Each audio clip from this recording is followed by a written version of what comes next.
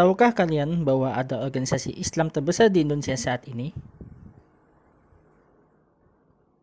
Yaitu Muhammadiyah dan Nahdlatul Ulama atau NU.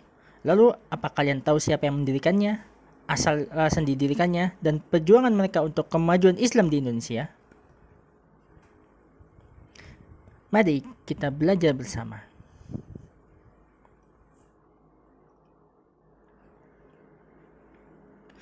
Kiai Haji Ahmad Dahlan lahir di Kauman, Yogyakarta pada tanggal 1 Agustus 1868 Masehi.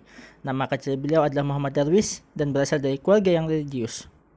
Sejak kecil beliau selalu semangat dalam menuntut ilmu, mulai dari beberapa ulama Indonesia sampai melanjutkan pendidikan di Makkah. Sepulang dari Makkah dan mengganti nama beliau menjadi Kiai Haji Ahmad Dahlan, mulailah beliau melakukan dakwah kepada Islam yang sebenarnya dari memahami Al-Quran dan As-Sunnah yang benar, sampai pada pentingnya pendidikan kedisiplinan dan kemajuan ilmu. Pada tanggal 18 November 1912, Kiai Haji Ahmad Dahlan mendirikan organisasi Muhammadiyah. Tujuannya didirikannya adalah menegakkan dan menjunjung tinggi agama Islam sehingga terwujudnya masyarakat Islam yang sebenar-benarnya. Muhammadiyah juga mendirikan sekolah, panti asuhan, rumah sakit, sampai pada perguruan tinggi di seluruh Indonesia.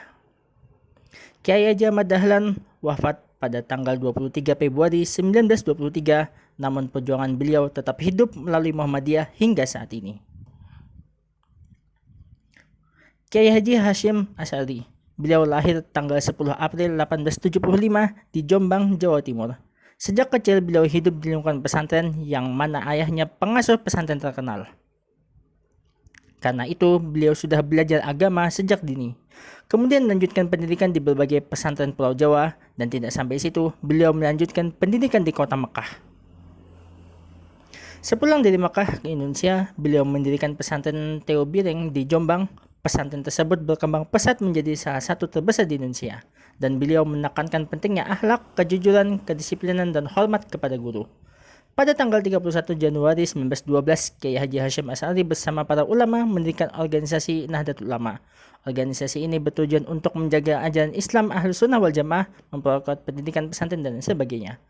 Selain sebagai ulama, beliau juga dikenal sebagai pejuang bangsa. Salah satunya adalah mengeluarkan resolusi jihad untuk mempertahankan tanah air. Karena jasanya beliau dikenal sebagai ulama dan pahlawan bangsa Indonesia.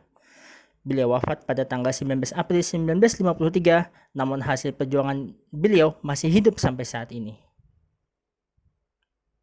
Lalu apa hikmah yang bisa diambil dari dua tokoh tersebut? Yang pertama ada semangat belajar. Karena dari semangat beliau berdua tadi menempuh sampai ke luar negeri.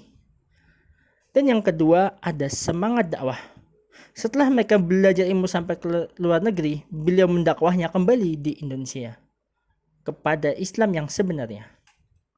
Kemudian yang ketiga, peduli dengan pendidikan.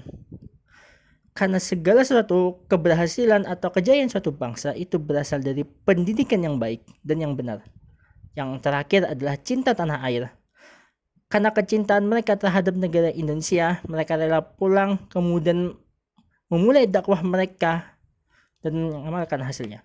Karena itu, perlunya kita mempelajari sejarah dua tokoh tadi. Karena generasi yang baik adalah generasi yang berilmu dan berakhlak mulia. Terima kasih.